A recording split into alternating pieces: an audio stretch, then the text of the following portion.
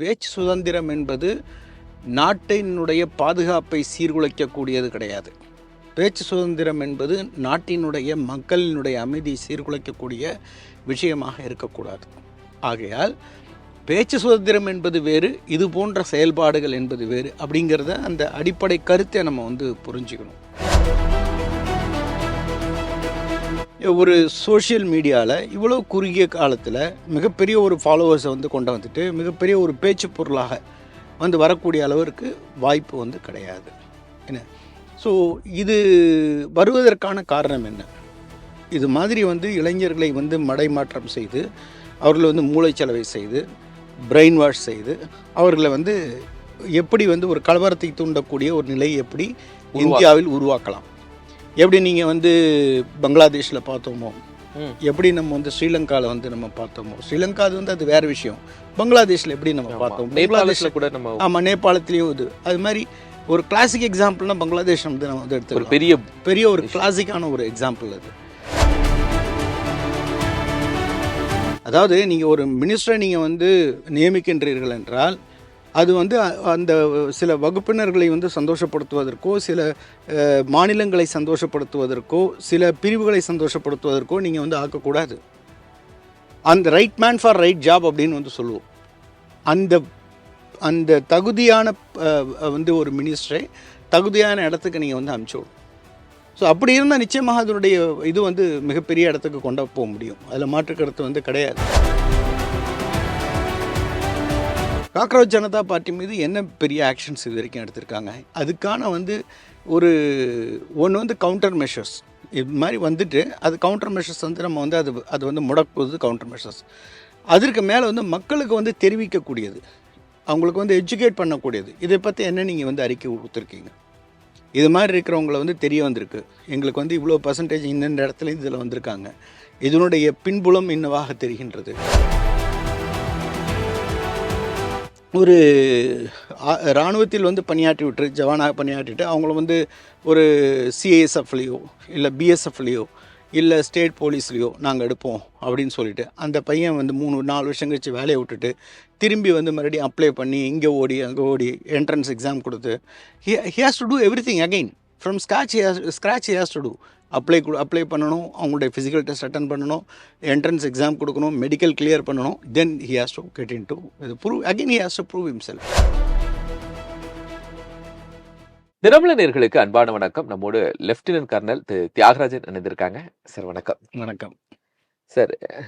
இந்தியாவில் அரசியல் கட்சிகள் ஒவ்வொன்றும் துவங்கினதுக்கு பல வரலாறுகள் இருக்கு. சுதந்திர போராட்டத்துக்காக துவங்கி பல கொள்கைகளுக்காக துவங்கினது வரைக்கும் இருக்கு. சமீபத்தில் தமிழ்நாட்டில் தமிழக வெற்றி கழகம் கூட ஒரு புதுசா வந்தாங்க, ஜெயிக்க முடியாது அப்படின்னு சொன்னாங்க, ஜெயிச்சு ஆட்சிக்கு வந்துட்டாங்க. பட் இதெல்லாம் தாண்டி இப்போ ட்விட்டர் இன்ஸ்டாகிராம்லேயே ஒரு கட்சி ஆரம்பிச்சு மில்லியன்ஸ் கணக்கில் அதுக்கு ஃபாலோவர்ஸை உருவாக்குற மாதிரி காக்ரோச் ஜனதா பார்ட்டி உருவாயிருக்கு. சரி, இது ஒரு விளையாட்டுத்தனமா இருக்காங்க அப்படின்னு பார்த்தா இது இந்தியாவுக்கே ஒரு பெரிய அச்சுறுத்தல் அப்படிங்கிற ஒரு விஷயத்த ஒரு ஜனநாயக நாட்டில் முன்வைக்கிறாங்க. ஏன்? அதாவது ஒரு நாட்டுக்கு பாதுகாப்பினுடைய அச்சுறுத்தல் என்பது அதனுடைய எல்லை தாண்டி தான் வரணும் அப்படிங்கிறது கிடையாது. அதனுடைய எனிமி அப்படின்னு சொல்லக்கூடிய பகைவர நாடிலிருந்து டைரக்டாக தான் வரணுங்கிறதும் தேவை கிடையாது. அல்லது தீவிரவாதம் மூலமாக தான் அது பரவணும் அப்படிங்கிறதும் தேவை கிடையாது. நவீன காலத்தில் இப்போ இருக்கிறப்ப ஒரு சோஷியல் மீடியா த்ரூ எப்படி அட்டாக் பண்ணலாம், எப்படி ஒரு சைக்கலாஜிக்கல் ஒரு இம்பேக்டை எப்படி கொண்டு வரலாம், பிரெயின் வாஷ் எப்படி கொண்டு வரலாம், இளைஞர்களை எப்படி தவறான முறையில் அவங்கள வழி நடத்தி கொண்டு போகலாம் அப்படின்னு பலவிதமாக யோசிக்கக்கூடிய செயல்படுத்தக்கூடிய ஒரு புதுவிதமான ஒரு சைக்கலாஜிக்கல் வார்ஃபேர் இதுன்னு சொல்லலாம். நம்ம இதை பற்றி உங்களுக்கு சொல்லணுன்னா பேச்சு சுதந்திரம் எல்லோரும் சொல்லுவாங்க, பேச்சு சுதந்திரம் இருக்குது, இவங்க பேச்சு சுதந்திரத்தினுடைய குரல் வலையை நெரிக்கின்றார்கள் அப்படின்லாம் சொல்லுவாங்க. பேச்சு சுதந்திரம், கருத்து சுதந்திரம் அதெல்லாம் சொல்லுவாங்க. பேச்சு சுதந்திரம் என்பது நாட்டினுடைய பாதுகாப்பை சீர்குலைக்கக்கூடியது கிடையாது. பேச்சு சுதந்திரம் என்பது நாட்டினுடைய மக்களினுடைய அமைதியை சீர்குலைக்கக்கூடிய விஷயமாக இருக்கக்கூடாது. ஆகையால் பேச்சு சுதந்திரம் என்பது வேறு, இது போன்ற செயல்பாடுகள் என்பது வேறு அப்படிங்கிறத அந்த அடிப்படை கருத்தை நம்ம புரிஞ்சுக்கணும். இப்போ நான் இந்த காக்ரோச் ஜனதா பார்ட்டி இந்த இதுக்கு நான் வரேன். இதனுடைய பின்னணியை நாம் பார்க்கும் பொழுது நமது உச்சநீதிமன்ற தலைமை நீதிபதி அவர்கள் மிகவும் வருத்தத்தோடு சொல்கின்றார். நம்முடைய நாட்டில் இருக்கக்கூடிய சில இளைஞர்கள் இது மாதிரி வேலையும் போகாமல் எந்த இதுவும் பண்ணாமல் பொறுப்பு இல்லாமல் இது மாதிரி பல விஷயங்களில் வந்து அவங்க வந்து செஞ்சிட்ருக்காங்க. இவங்க செய்கிறது எப்படி இருக்குன்னா ஒரு பெரசைட் மாதிரியான ஒரு இது இருக்குது இது அப்படின்னு சொல்லிட்டு ஒரு எக்ஸாம்பிள் வந்து காக்ரோச் மாதிரி இருக்குது. அவங்க வந்து தீங்கு விளைவிக்கின்றார்கள், அமைதிக்கு வந்து பங்கமாக இருக்கின்றார்கள் அப்படின்னு அவர் வந்து ரொம்ப ஆதங்கமாக அவர் வந்து சொல்கிறார்.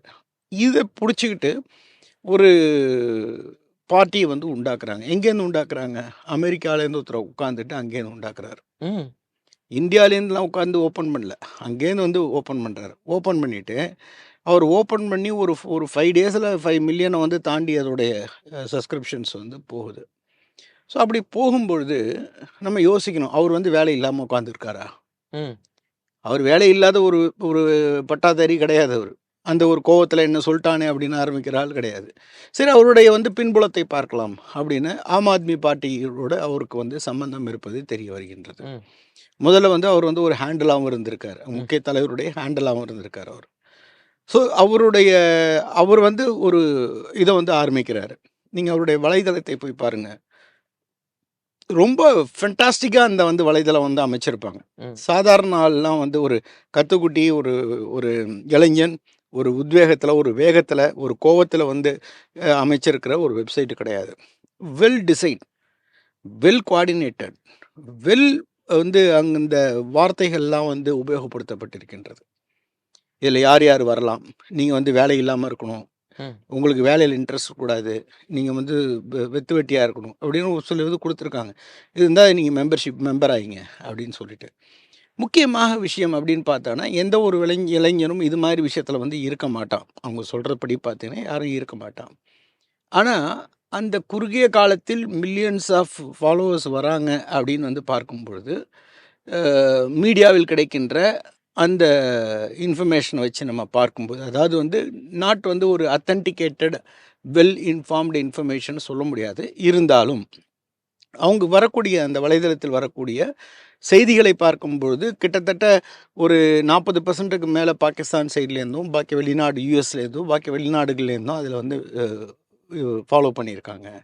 இந்தியாவிலேருந்து 14% தான் பண்ணியிருக்காங்க அப்படின்னு வந்து சொல்கிறாங்க.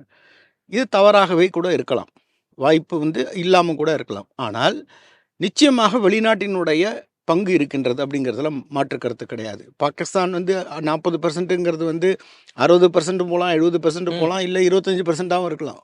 நான் அந்த விவாதத்திற்கு வரல.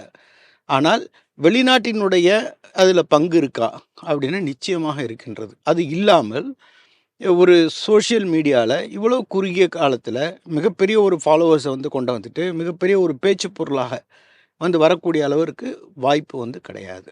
என்ன? ஸோ இது வருவதற்கான காரணம் என்ன? இது மாதிரி வந்து இளைஞர்களை வந்து மடைமாற்றம் செய்து, அவர்களை வந்து மூளைச்சலவை செய்து, பிரெயின் வாஷ் செய்து, அவர்களை வந்து எப்படி வந்து ஒரு கலவரத்தை தூண்டக்கூடிய ஒரு நிலை எப்படி இந்தியாவில் உருவாக்கலாம்? எப்படி நீங்கள் வந்து பங்களாதேஷில் பார்த்தோமோ, எப்படி நம்ம வந்து ஸ்ரீலங்காவில் வந்து நம்ம பார்த்தோமோ, ஸ்ரீலங்கா அது வந்து அது வேறு விஷயம். பங்களாதேஷில் எப்படி நம்ம பார்த்தோம், நேபாளத்தில் கூட நம்ம ஆமாம் நேபாளத்துலேயும் இது அது மாதிரி ஒரு கிளாசிக் எக்ஸாம்பிள்னா பங்களாதேஷ் வந்து நம்ம வந்து எடுத்துக்கலாம். பெரிய ஒரு கிளாசிக்கான ஒரு எக்ஸாம்பிள் அது. ஸோ அது மாதிரி வந்து இந்தியாவினுடைய அமைதியை, இந்தியாவினுடைய முன்னேற்றத்தை, இந்தியாவினுடைய உலக நிலைப்பாடை எப்படி சீர்குலைப்பது அப்படிங்கிறது வந்து உலக நாடுகளில் மிகப்பெரிய ஒரு திட்டமாக இருக்குது. ஸோ அந்த திட்டத்தினுடைய பின்னணியாக அந்த திட்டத்தை வந்து வடிவமைத்து செயல்படுத்துவதற்காக ஒரு முக்கிய புள்ளியாக இவரை இந்த பர்சனை தேர்வு செஞ்சு இதை வந்து அவங்க செய்திருக்காங்களோ அப்படிங்கிறது நிச்சயமாக ஒரு பார்க்கக்கூடிய நிலையில் தான் நாம் இருக்கின்றோம். அதுதான் வந்து இந்தியாவில் இருக்கக்கூடிய அனைத்து புலன் விசாரணை செய்யக்கூடிய ஏஜென்சிஸ் வந்து எல்லாருமே வந்து அதை நிச்சயமாக அது வந்து பார்த்துட்டு அரசு இது பார்வையில் எடுத்திருக்காங்களா? மத்திய அரசு இது என்ன? மத்திய அரசு நிச்சயமாக பார்வையில் எடுத்திருக்காங்க. அது ஏன்னா விளையாட்டுத்தனமா எடுக்கல, விளையாட்டுத்தனமாலாம் எடுக்க முடியாது இந்த விஷயத்த. இது யாருடைய அதாவது வந்து என்ன சொல்லணும்னா நம்மளுடைய உச்சநீதிமன்றத்தை அவமதிக்கின்ற ஒரு இது. ஏன்னா உச்சநீதிமன்றத்தை அவமதிக்கிறதுன்னு ஏன் சொல்கிறேன் அப்படின்னு சொல்கிறேன்னா, சிஜிஐ சொன்னதுன்னு சொல்லி அவங்க சொல்கிறாங்க. சிஜேஐ வந்து சொல்கிறாரு, நான் சொன்னது வேற, இவங்க வந்து சொல்கிற விஷயம் வேற அப்படின்னு அவர் வந்து கிளியர் ஸ்டேட்மெண்ட்டு சிஜேஐ கொடுத்துட்டாரு, சீஃப் ஜஸ்டிஸ் ஆஃப் இந்தியா. அதன் பின்பும் அதை அவர்கள் எடுத்து செல்கின்றார்கள் என்றால் அது வந்து அவமதிக்கக்கூடிய விஷயம். அதுவும் ஓரளவு அவங்க சொல்லும்போது நாட் டிராஃப்டிங் சொல்லும்போது ஏதோ ஒரு கருத்துக்கள் நிறைய கருத்துக்களை சொல்லுவாங்க சொசைட்டி குறித்து. ஆமாம். ஸோ ஆகையால் அந்த கருத்தை ஒரு சீஃப் ஜஸ்டிஸ் ஆஃப் இந்தியா அவரோட சேரில் உட்காந்து சொல்லக்கூடிய கருத்தை திரித்து வேறு முறையில் அந்த வந்து மக்களிடம் பரப்புவது என்பது அது வந்து சட்டத்திற்கு விரோதமானது, சிம்பிளானது, against the law, against the constitution and destabilise the ஒரு ஒரு நீதித்துறையை வந்து இந்தியாவுடைய நீதித்துறையை டீஸ்டபிளைஸ் பண்ணி அதனுடைய மதிப்பை வந்து சீர்குலைக்கக்கூடிய ஒரு விஷயமாக தான் நம்ம வந்து பார்க்கணும் அந்த விஷயத்தை.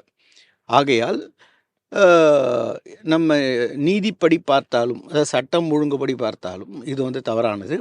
இரண்டாவது, ஒரு இளைஞர்களை வந்து தவறாக தூண்டி அவர்களை தவறான பாதையில் வந்து அழைத்து செல்வது என்பதும் அகெயின் அது வந்து அகெயின்ஸ்ட் தி லா, அன்லாஃபுல் ஆக்ட் அப்படின்னு நம்ம வந்து சொல்லலாம். ஆகையால் இவர்கள் மீது தக்க நடவடிக்கை எடுக்க வேண்டும் என்பதில் மாற்று கருத்து கிடையாது. அதையும் தாண்டி நாம் என்ன யோசிக்கணும் அப்படின்னு தான் நம்ம வந்து பார்க்கணும். ஸோ ஒவ்வொரு நாள் ஒவ்வொரு விதமான நமக்கு வந்து நாட்டிற்கு வந்து அச்சம் விளைவிக்கக்கூடிய பல விஷயத்த வந்து கொண்டு வராங்க. அது வந்து நீங்கள் பார்த்தீங்கன்னா சோஷியல் மீடியா த்ரூ இருக்கலாம், இல்லை நீங்கள் பார்த்தீங்கன்னா ஒரு ஆர்டிக்கல் த்ரூ கொண்டு வரலாம், இல்லை நீங்கள் பார்த்தீங்கன்னா ஏதாவது ஒரு சின்ன ஒரு மீம்ஸ் போட்டு கொண்டு வரலாம். இது மாதிரி வந்து ஒரு பார்ட்டி ஒன்று வந்து கொண்ட வந்து மீடியாவில் வந்து ஒரு வடிவமைத்து ஒரு மக்களை தூண்டி செய்து இது மாதிரி விஷயமாக கொண்டு வரலாம். இதை கண்காணிப்பதற்கு ஒரு ப்ராப்பரான ஒரு அமைப்பை வந்து ஏற்படுத்தணும், இது மாதிரி அமைப்புகளை கண்காணிப்பதற்காக. இப்போ நம்மள்ட்ட நிறையா இருக்குது. நம்ம இப்போ எலக்ட்ரானிக்ஸ் அண்ட் இன்ஃபர்மேஷனோடது வந்து பீரோ நம்மக்கிட்ட இருக்குது, அது மாதிரி ப்ராட்காஸ்ட்டுக்கு நம்மக்கிட்ட இருக்குது, இதெல்லாம் நிறையா இருக்குது. ஆனால் அந்த அமைப்புகள் வந்து எவ்வளவு வந்து தீவிரமாக செயல்படுகின்றது, எவ்வளவு செயல்பட்டு அதன் மீது ஆக்ஷன் எடுத்திருக்கு அப்படிங்கிறத நம்ம பார்க்கணும். நீங்கள் கடந்த ஒரு 6-7 வருடங்களை நாம் பார்க்கும் பொழுது பல தொலைக்காட்சிகளில் வந்து தவறான முறையில் வந்து சித்தரிக்கப்பட்டிருக்கின்றது. மத்திய அரசை பற்றி, மத்திய அரசினுடைய செயல்பாடுகளை பற்றி, அது மாதிரி பார்த்தோன்னா உச்சநீதிமன்றத்தை பற்றி, அதை பற்றி பார்த்தோன்னா நம்மளுடைய உயர்நீதிமன்றத்தை பற்றி, உயர்நீதிமன்ற நீதிபதிகளை பற்றி, அது மாதிரி பல முறை வந்து கொச்சையாகவும் தவறாகவும் சித்தரிக்கப்பட்டிருக்கின்றது. அப்படி இருக்கும்போது அப்பொழுது இருக்கக்கூடிய அந்த இன்ஃபர்மேஷன் அண்ட் ப்ராட்காஸ்டிங் மினிஸ்டர் என்ன பண்ணிகிட்டு இருக்காரு, அவங்க மினிஸ்ட்ரி என்ன செய்யுது, ஏன் ஆக்ஷன் எடுக்கலை, எஸ், இதெல்லாம் கேள்விகள் வந்து வரும். மக்கள் மீது மிகப்பெரிய அதிருப்தியும் இருக்குது அந்த விஷயத்தில். எஸ்பெஷலி தமிழ்நாட்டில் இருக்கக்கூடிய மக்களுக்கு வந்து இந்த விஷயத்தில் மிகப்பெரிய அதிருப்தி இருக்குது. சென்ட்ரல் கவர்மெண்ட்டில் உட்காந்து என்ன பிரயோஜனம், ஒரு ஆக்ஷனும் செய்கிறதில்ல, ஒரு இதுவும் வந்து பண்ணுறதில்ல அப்படின்னு சொல்லிட்டு. ஆகையால் நமது நமது நமது நாட்டில் இதை வந்து கண்காணிப்பதற்கான ஒரு எஃபெக்டிவான மெக்கானிசமும் இருக்கணும். அதை வந்து நடத்தி செல்லக்கூடிய ஒரு எஃபெக்டிவான ஒரு மத்திய அமைச்சர்களும் இருக்கணும். பேருக்காக இருக்கக்கூடாது. நீங்கள் சொல்கிற மாதிரி ஐடி ஆக்டுக்குள்ள இதை கொண்டு வந்துடலாம், சைபர் கிரைம் ஆக்டுக்குள்ள கொண்டு வந்துடலாம், இன்ஃபர்மேஷன் டெக்னாலஜி மினிஸ்ட்ரி என்ன பண்ணுது அப்படிங்கிறதெல்லாம் ஒரு பிக் கொஸ்டின்ஸ். எவ்வளவோ பெரிய விஷயங்கள் எல்லாம் இங்க தடை செய்ய முடியுது. கேம்ஸ் தடை செய்ய முடியுது. ஒரு வெப்சைட்டை, ஒரு இன்ஸ்டாகிராம் பேஜை இங்க இருந்து லாக் பண்ண முடியல அப்படிங்கிறது ஆச்சரியமா. வெப்சைட் இது வரைக்கும் லாக் ஆகல. இது வரைக்கும் அந்த வெப்சைட் வந்து பேன் பண்ண முடியல. பேன் பண்ணல அவங்க. ஸோ இவங்க ஒரு மெட்டாட்டையோ யார்ட்டையோ ஒருத்தட்ட சொல்லி பண்ணிடலாம்ல. தாராளமாக செய். அதுக்கு யார் வந்து பூனைக்கு யார் மணி கட்டுவது? அதாவது ஒரு ஷோல்டரிங் தி ரெஸ்பான்சிபிலிட்டி அப்படின்னு வந்து சொல்லுவோம். ஒரு எக்ஸாம்பிள் உங்களுக்கு நான் சொல்லணும் அப்படின்னா, இராணுவத்தினுடைய ஒரு எக்ஸாம்பிள் உங்களுக்கு சொல்கிறேன். ஒரு ஸ்டேட் மெக்கானிசம் அப்படின்னு வந்து சொல்லுவோம். ஸ்டேட் மெக்கானிசம்னா இங்கே இருக்கக்கூடிய பிடபிள்யூடி, போலீஸ் ஃபோர்ஸு, அங்கே ஃபயர் சர்வீஸு, இங்கே இருக்கக்கூடிய அரசாங்கம், இதெல்லாம் வந்து ஸ்டேட் மெக்கானிசம்ஸ். ஸோ ஒரு பேரிடர் காலம் ஒன்று வருது, ஒரு ஃப்ளட்டு ஒன்று வருது, இல்லை பூகம்பம் வருது அப்படின்னா இந்த மெக்கானிசம் எல்லாம் பேரலைஸ் ஆகிடும். அவங்களால வந்து இயங்க முடியாது. அவங்க சொல்லுவாங்க எங்களால் முடியும். ஏன் முடியாது? ஒரு கேள்வி கேட்கணும், பொதுமக்கள் கேட்கணும். இராணுவத்தால் மட்டும் ஏன் அந்த இடத்துல போயிட்டு மக்களை வந்து அந்த இதுலேருந்து ஃப்ளட்டுலேருந்து நமது மக்களை காப்பாற்ற முடிகின்றது, அது மாதிரி பூகம்பத்தில் சென்று அவர்களை காப்பாற்ற முடிகின்றது, ஏன் ஸ்டேட் மெக்கானிசத்தால் ஏன் செய்ய முடியல அப்படிங்கிற ஒரு கேள்வி கேட்கணும். அவங்க இருக்காங்க, பார்த்துப்பாங்க, மிலிட்ரியை கூப்பிடுப்பா, ஆர்மியை கூப்பிட அவங்க வந்து பார்த்துப்பாங்க, நேவியை கூப்பிட பார்த்துப்பாங்க, ஏர்ஃபோர்ஸ் வந்து பார்த்துப்பாங்க. ஸோ முடியாது என்பது கிடையாது. அதை செய்வதற்கான அந்த செயலில் ஈடுபடுபவர்கள் மிகவும் குறைவு அப்படிங்கிறத நம்ம எடுத்துக்கலாம் இல்லையா? ஸோ இங்கே இருக்கிறவர் தான் அங்கேயும் வேலை பார்க்குறாரு. ஒன்றும் தனி ஒரு சூப்பர் ஹீரோ கிடையாது, சூப்பர் ஹியூமன் பீயிங் கிடையாது. ஆர்மியில் இருக்கிறவங்களோ, ஏர்ஃபோர்ஸ் ஆர் நேவியில் இருக்கிறவங்களோ, இங்கே அந்த போலீஸ் துறையாக இருக்கட்டும், ஃபயர் சர்வீஸாக இருக்கட்டும், மற்ற பிடபிள்யூடி இங்கே அதே மாதிரி தான் இருக்காங்க. ஸோ அப்படி இருக்கும்பொழுது இன்னும் வந்து மேம்படுத்தலாம். அது மாதிரி இந்த மாதிரி எப்படி இது மேம்படுத்தலாமோ, ஒரு எக்ஸாம்பிள் அதை வந்து மேம்படுத்துவதற்கான வழிமுறைகளில் அவர்கள் இறங்க வேண்டும். ஸோ அவங்களுடைய வேலை என்ன? இடபிள்யூ எலக்ட்ரானிக்ஸ் வந்து மானிட்டரிங் பண்ணணும். அந்த என்ன மானிட்டரிங் பண்ணி என்ன எந்த எந்த இதில் என்ன பேசுகிறாங்க, கரெக்டாக இருக்கா, இல்லை வந்து மக்களுடைய வந்து கொயரிஸ் என்ன வருது, அவங்க என்ன வந்து நமக்கு வந்து மெயில் அனுப்பிச்சிருக்காங்க, மக்கள் என்ன வந்து சோஷியல் மீடியாவில் வந்து ஆப்ஜெக்ட் பண்ணுறாங்க. இந்தியாவுக்குள்ள ஒரு நேம்ல ஒரு பார்ட்டியை அமெரிக்காலேருந்து ரன் பண்ணுறாங்க. ம் ஒரு ஒரு பெரிய கொஸ்டினபிளான விஷயம் தானே. இவ்வளவு ஸ்ட்ராங்கா இந்தியா நிச்சயமாக அதான் நான் சொன்னேன், right man for right job அப்படின்னு சொல்லிட்டு நான் சொல்கிறேன். அதாவது நீங்கள் ஒரு மினிஸ்டரை நீங்கள் வந்து நியமிக்கின்றீர்கள் என்றால் அது வந்து அந்த சில வகுப்பினர்களை வந்து சந்தோஷப்படுத்துவதற்கோ, சில மாநிலங்களை சந்தோஷப்படுத்துவதற்கோ, சில பிரிவுகளை சந்தோஷப்படுத்துவதற்கோ நீங்கள் வந்து ஆக்கக்கூடாது. அந்த right man for right job அப்படின்னு வந்து சொல்லுவோம். அந்த அந்த தகுதியான வந்து ஒரு மினிஸ்டரை தகுதியான இடத்துக்கு நீங்கள் வந்து அனுப்பிச்சி விடணும். ஸோ அப்படி இருந்தால் நிச்சயமாக அதனுடைய இது வந்து மிகப்பெரிய இடத்துக்கு கொண்டு போக முடியும். அதில் மாற்று கருத்து வந்து கிடையாது. ஸோ அப்படி இருக்கும்பொழுது எப்போ வந்து நம்ம ஒரு சரியான ஒருவேளை இது ஒரு கெட் டுகெதரா மாறும்போது ஒரு பெரிய பிரச்சனையா உருவாகும். லைவ்லி கெட் டுகெதரா மாறும்போது. நிச்சயம். ஏதாவது எப்படின்னு கேட்டிங்கன்னா, ஓவர் வியூயிங் சொல்கிறது, இன்னொன்று பயம். இந்த விஷயத்தில் இறங்கி நம்ம ஏன் கேட்கணும், கேட்டால் நமக்கு ஏதாவது பின்னாடி பிரச்சனை வருமோ அப்படின்னு கேட்குறவங்க அமைதியாக இருப்பாங்க. இன்னொன்று அதை பற்றியே வந்து தெரியாதவர்கள் அமைதியாக இருப்பாங்க, என்னென்னே தெரியாதவங்க இருப்பாங்க. சில பேர் ரெண்டும் இருக்கிறவங்களும் இருக்காங்க. ஸோ ஒரு ஒரு முக்கியமாக வந்து தலைமை யார் அப்படின்னா மினிஸ்டர்ஸ் இல்லைங்களா? நம்ம வந்து ஒரு ஐஏஎஸ் அதிகாரியை வந்து தலைமைன்னு நம்ம சொல்ல முடியாது. தலைமை யார் அப்படின்னா அரசியலமைப்பில் இருக்கக்கூடிய அரசியல் பிரமுகர்கள், யார் மக்களால் தேர்ந்தெடுக்கப்பட்ட பிரதிநிதிகள், கேபினெட் மினிஸ்டர்ஸ். ஸோ அந்த மினிஸ்டர்ஸ் வந்து கரெக்டான மினிஸ்டராக இருக்கணும். அவர்கள் வழி நடத்தி கொண்டு செல்வார்கள். எப்படி வந்து முன்னுக்கு கொண்டு போகணும். இப்போ டிஃபென்ஸ் மினிஸ்டர்னா டிஃபென்ஸை வந்து எப்படி கொண்டு போகணும், அது யார்கிட்ட இருக்குது? டிஃபென்ஸ் மினிஸ்டர்கிட்ட இருக்குது. ஸோ அது மாதிரி இந்த இன்ஃபர்மேஷனில் இருக்கக்கூடிய இவ்வளோ பிரச்சனைகளை சோஷியல் மீடியாவாக இருக்கட்டும், இல்லது வந்து மற்ற டெலிவிஷன்ஸ்களாக இருக்கட்டும், பிரிண்ட் மீடியாவாக இருக்கட்டும், அந்த அந்த அந்த இன்ஃபர்மேஷனை தான் தவறாக கொடுக்கக்கூடிய அந்த பதிவுகளை தட்டி கேட்பதற்கு, அதன் மீது தகுந்த நடவடிக்கை எடுப்பதற்கான ஒரு ஸ்ட்ராங்கான மினிஸ்ட்ரியை வந்து நம்ம தயார் பண்ணக்கூடிய நிலைமையில் நாம் இன்று இருக்கின்றோம்ங்கிறது மாற்று கருத்து கிடையாது. இப்போ நம்ம இந்த விஷயத்துக்கு வரலாம். காக்ரோச் ஜனதா பார்ட்டி மீது என்ன பெரிய ஆக்ஷன்ஸ் இது வரைக்கும் எடுத்திருக்காங்க? அதுக்கான வந்து ஒன்று வந்து கவுண்டர் மெஷர்ஸ் இது மாதிரி வந்துட்டு, அது கவுண்டர் மெஷர்ஸ் வந்து நம்ம வந்து அது வந்து முடக்குவது கவுண்டர் மெஷர்ஸ்.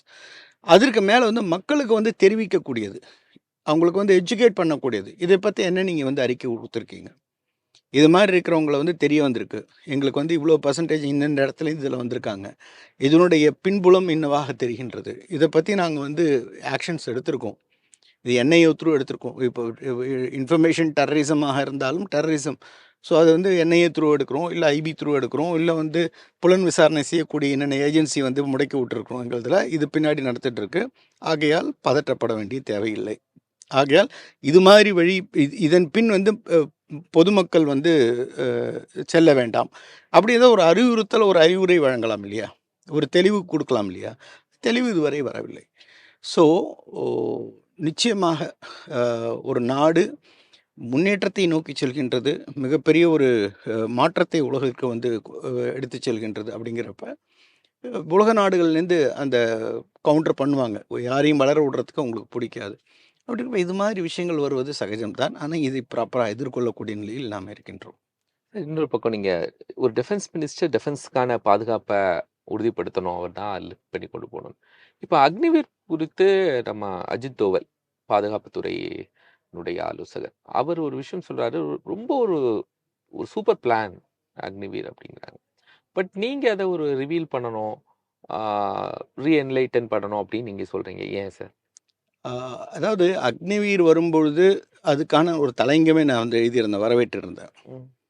அக்னிவீரை வரவேற்றதில் நானும் ஒருவனாக இருந்தேன். அதில் மாற்று கருத்து கிடையாது. எந்த ஒரு புதுசான ஒரு மாற்றத்தை நாம் கொண்டு வரும் பொழுதும் அதில் வந்து ஒரு எதிர்ப்பு என்பது வரும். ஏன்னா டைப்ரைட்டர் மாதிரி கம்ப்யூட்டர் வந்த காலத்தில் நான் சர்வீஸில் இருந்தேன். அப்போ இருந்த கிளர்க்ஸ் எல்லாம் சொன்னாங்க, அது எப்படி டைப்ரைட்டரை மாற்ற முடியும், கம்ப்யூட்டர்லாம் மாற்ற முடியாது அப்படின்ட்டு இருந்தாங்க. டைப்ரைட்டர் வந்தது, அது கம்ப்யூட்டர் வந்தது, டைப்ரைட்டரோட அட்வான்டேஜஸ் இருந்தது, மாறியாச்சு. இப்போ எங்கேயும் டைப்ரைட்டர் கிடையாது. மாற்றம் என்பது வரும்போது எதிர்ப்பு என்பது வரும், அது சகஜம்தான்.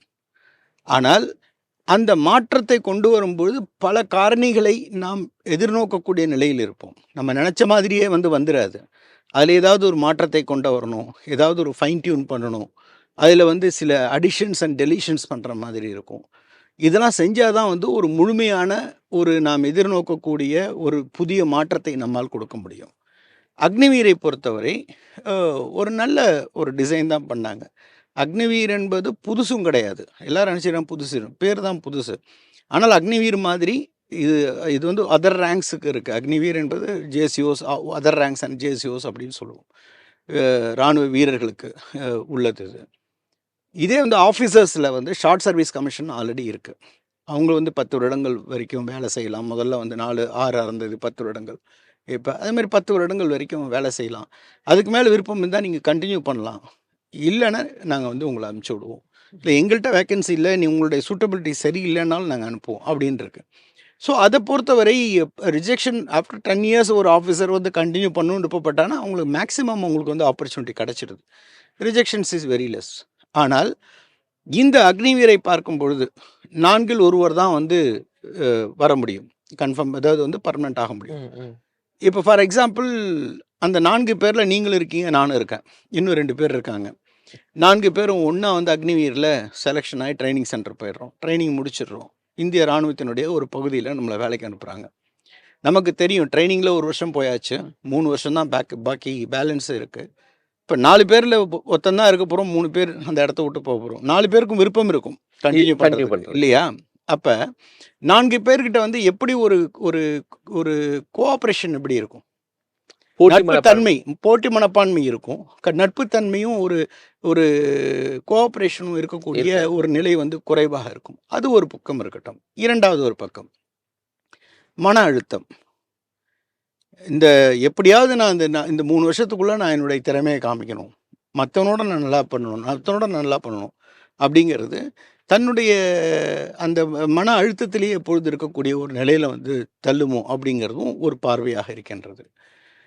மூன்றாவது ஒரு பார்வை, இந்திய இராணுவத்தில் ஒரு முழுமையான ஒரு இராணுவ வீரனை உருவாக்குவதற்கு, முழுமையான இராணுவ வீரன் என்றால் போரின் பொழுது தனிச்சையாக தன்னுடைய குழுவோடு தான் போரிடக்கூடிய நிலையில் இருப்பவர். போர்னா என்ன, எப்படி போரிடணும், எப்படி வந்து அதில் வந்து நம்ம ஒரு வீரராக செயல்பட வேண்டும் அப்படின்னு முழுமையான அந்த ஒரு போர் வீரனாக உருவாகுவதற்கு ஒரு மினிமம் ஒரு 6லிருந்து 8 வருஷங்கள் இருக்கும்.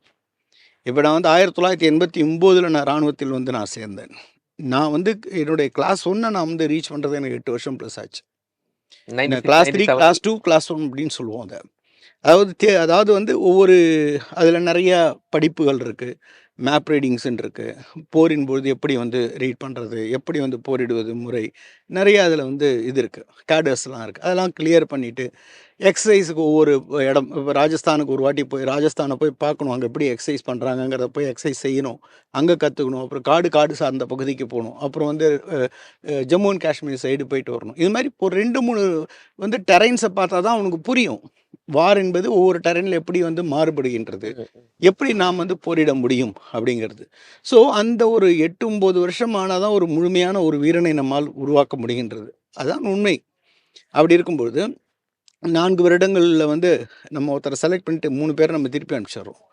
ஸோ நம்ம வந்து இன்வெஸ்ட்மெண்ட் பண்ணியிருக்கிறது, ஒரு இராணுவ வீரரை உருவாக்குவதற்காக எவ்வளோ நம்ம வந்து முயற்சி செய்திருக்கோமோ, எவ்வளோ அவங்களுக்கு ட்ரைனிங் கொடுத்துருக்கோமோ அந்த 4 வருடம், அந்த 4 வருடம் என்பது ஒரு 75% வீணாக போயிடுது இல்லையா? ஸோ இது வந்து ஒரு 75% வந்து இராணுவத்திற்கு வந்து உதவி இல்லாமல் ஒரு என்ன சொல்கிறது, ஒரு அதற்கான ஒரு என்ன வந்து அவங்களுக்கு பெற வேண்டுமோ, எப்படி வந்து இராணுவ வீரர்கள் வந்து உருவாக்கி அந்த 100% அவர்களை வந்து ஒரு இராணுவ வீரர்களாக கொண்டு வர முடியுமோ அதிலிருந்து ஒரு 75% வந்து அவங்க வந்து ஃபெயில் ஆகிடுது. இரண்டாவது விஷயத்தை பார்க்கும்பொழுது இராணுவத்திலிருந்து போகின்ற இந்த 3 பேர் அவங்க வெளியில் போயிட்டு மறுபடியும் they have to start from the scratch. இல்ல அவங்களுக்கு நெறைய ஆஃபர்லாம் குடுத்துட்டாங்களா? முதல்ல நெறைய விமர்சனங்கள் வரும்போது, அவங்களுக்கு வேற ஜாப்ல ஆப்பர்ச்சுனிட்டீஸ் குடுக்குறோம். அதெல்லாம் நெறைய சொல்லியிருந்தாங்க. ஜாப் ஆப்பர்ச்சுனிட்டிஸ் கொடுக்குறோம் அப்படின்னு சொல்லியிருக்காங்க. அவங்களுக்கு வந்து வேறு போலீஸில் வந்து நம்ம ஆர்பிஎஃப்ல கொடுக்குறோம், இல்லை வந்து ஸ்டேட் போலீஸில் வந்து வேகன்சிஸ் கொடுக்குறோம், இல்லை வேற ஒரு இடத்துல கொடுக்குறோம் அப்படின்னு ப்ரைவேட் கம்பெனியில் நாங்கள் கொடுக்குறோம்லாம் நிறைய பேர் வந்தாங்க. ஆனந்த் மஹேந்திரா அது மாதிரி பல கம்பெனிஸ் வந்தாங்க. இது வரைக்கும் எவ்வளோ பேர் கொடுத்துருக்காங்கங்கிறது கேள்விக்குறி. இப்போ ப்ரைவேட் கம்பெனிஸை பற்றி நான் பேசக்கூடியது. இப்போ நம்ம நமது தமிழ்நாடை எடுத்துக்கொண்டாலே தமிழ்நாட்டில் இருக்கக்கூடிய ஓய்வு பெற்ற இராணுவ வீரர்கள் 35 வயசு 36 வயசில் ஓய்வு பெற்றுவாங்க. அவங்க 15 வருஷம் அவங்களுடைய டோட்டல் சர்வீஸ். ஒரு 17 வயசில் 18 வயசில் அவங்க இராணுவத்தில் சேர்கின்றார்கள். 38 வயசில் அவங்க வந்து இராணுவத்தை விட்டு வெளியில் வந்துடுறாங்க. ஸோ வந்தப்போ 38 அட் த மோஸ்ட் 40 வயசுலாம் இருக்காது, வந்துடுறாங்க. வந்ததுக்கப்புறம் அவங்களுக்கு எந்த ப்ரைவேட் கம்பெனியில் என்ன வேலை கொடுக்குறாங்க, எவ்வளோ பர்சன்டேஜ்? இப்போ அமெரிக்காலாம் போனீங்கன்னா எக்ஸர்விஸ்மெண்ட்க்குன்னு ப்ரைவேட் கம்பெனிஸில் பர்சன்டேஜ் இருக்குது, அவ்வளோ பேர் வச்சு தான் ஆகணும். இங்கே அப்படி எதுவும் கிடையாது. எல்லாருமே வந்து செக்யூரிட்டி கார்டாக போய் நிற்கிறான். கேட்மேனாக போய் செக்யூரிட்டி கார்டாக போய் நிற்கிறது. அது மாதிரி இதில் ஏடிஎம்மில் செக்யூரிட்டி கார்டு, பேங்க்கில் செக்யூரிட்டி கார்டு, கம்பெனிஸ்க்கு செக்யூரிட்டி கார்டு, அங்கே தான் போய் நிற்கிறாங்க. ஸோ இது ஒரு மிகவும் அவலமான நிலை. ஸோ அங்கே வந்து படிப்பு சொல்லி கொடுக்குறாங்க. ஒரு ஒரு ஒரு தொழில் சார்ந்த படிப்பு படிச்சுட்டு வெளில வராரு. தொழில் சார்ந்ததா இல்ல டிகிரி அந்த மாதிரி அவங்களுடைய என்ன விரும்புறாங்க விருப்பம் இருக்கோ அதுக்கேற்ற மாதிரி, அங்கே என்ன கோர்சஸ் இருக்கோ, என்ன இவங்களுடைய விருப்பம் இருக்கோ அதுக்கேற்ற மாதிரி படிக்கலாம். ஸோ அப்படி படிச்சுட்டு அவர்கள் வெளில வரும்பொழுது எக்ஸ்பீரியன்ஸ் என்ன அப்படின்னு பார்க்கணும் இல்லையா? வரவங்களுக்கு 29 30 வயசு இருக்கும். படிப்பு ஒன்று இருக்குது. இதில் இந்த படிப்பில் எவ்வளோ எக்ஸ்பீரியன்ஸ் இருக்குது? நான் இராணுவத்தில் வீரராக இருந்துட்டு வந்திருக்கேன். இராணுவத்தில் வீரராக இருந்தது இங்கே தேவையா? தேவையில்லை. இங்கே வேறு விதமான எக்ஸ்பீரியன்ஸ் தேவை. இப்போ நெறியாளர் அப்படின்னு நீங்கள் இருந்தீங்கன்னா, நெறியாளருக்கு எவ்வளோ வருஷம் எக்ஸ்பீரியன்ஸ் வந்தீங்க? ஒரு 4 வருஷம் எக்ஸ்பீரியன்ஸ் இருக்குன்னா ஓகே, நெறியாளராக எடுத்துப்பாங்க. ஸோ அது மாதிரி எக்ஸ்பீரியன்ஸ் இல்லாத ஒரு சர்டிஃபைடு ஒரு பீப்புள் ஒருத்தவங்க வந்து உள்ளுக்குள்ளே வராங்க. டிசிப்ளின் இருக்குங்கிறோம், எல்லாமே ரைட்டு இருக்குது அவங்கக்கிட்ட, இல்லைன்னு நான் சொல்ல 100% இருக்குது. அதை வந்து ஐடென்டிஃபை பண்ணி எவ்வளோ வந்து ப்ரைவேட் கம்பெனிஸ் எடுக்க போகிறாங்க, எடுத்திருக்காங்க, கொடுக்க போகிறாங்க அப்படிங்கிறத பொறுத்து இருந்தான் பார்க்க வேண்டும். இரண்டாவது, ஒரு இராணுவத்தில் வந்து பணியாற்றி விட்டு ஜவானாக பணியாற்றிட்டு அவங்கள வந்து ஒரு சிஐஎஸ்எஃப்லேயோ இல்லை பிஎஸ்எஃப்லேயோ இல்லை ஸ்டேட் போலீஸ்லேயோ நாங்கள் எடுப்போம் அப்படின்னு சொல்லிட்டு அந்த பையன் வந்து 3-4 வருஷம் கழிச்சு வேலையை விட்டுட்டு திரும்பி வந்து மறுபடியும் அப்ளை பண்ணி இங்கே ஓடி அங்கே ஓடி என்ட்ரன்ஸ் எக்ஸாம் கொடுத்து he has to do everything again from scratch he has to do. Apply பண்ணணும், அவங்களுடைய ஃபிசிக்கல் டெஸ்ட் அட்டன் பண்ணணும், என்ட்ரன்ஸ் எக்ஸாம் கொடுக்கணும், மெடிக்கல் கிளியர் பண்ணணும், then he has to get in to prove again, he has to prove himself. So இது வந்து ஒரு ஹெல்த்தியான சுச்சுவேஷனாக எனக்கு தெரியல. இதே வந்து இவங்க வந்து ஒரு 75% வந்து பெர்மனெண்ட் பண்ணுறோம், 25% நாங்கள் ரிஜெக்ட் பண்ண போகிறோம் அப்படின்னா that is a healthier one. ஆனால் 25% ரிட்டைன் பண்ண போகிறோம், 75% வந்து நாங்கள் அனுப்பிச்சிட போகிறோம் அப்படிங்கிறது. அப்போ இது இவங்களை அக்னிவீரை கொண்டு வரதுனால அவங்களை தயார்படுத்துறதுனால ராணுவத்துக்கு என்ன பெனிஃபிட்? அவங்கள போருக்கு யூஸ் பண்ண முடியாது. அப்போ எதுக்கு நடக்கும்? அதான் ராணுவத்திற்கும் இந்த பெனிஃபிட் கிடையாது, சமூகத்திற்கும் பெரிய பெனிஃபிட் இது கிடையாது. இது எந்த பெனிஃபிட்டாக நினச்சி அவங்க கொண்டு வந்தாங்கன்னா, இராணுவத்தில் இருக்கின்ற செலவை வந்து கம்மி பண்ணணும், எக்ஸ்பெண்டிச்சரை வந்து கம்மி பண்ணணும் அப்படிங்கிறது அவங்களுடைய குறிக்கோளாக இருந்தது. ஸோ இது வந்து ஃபர்தர் ஃபைன் டியூன் பண்ணி இது சரி கொண்டு வராமல் போனதுனால இது வந்து மிகப்பெரிய ஒரு டிசாஸ்டராக மாறும் அப்படிங்கிறது வந்து கருத்து எல்லோரிடமும் இருக்கின்றது, மூத்த இராணுவ அதிகாரிகளிடம் இருக்கின்றது. மூத்த இராணுவ அதிகாரி என்பது நான் சொல்வது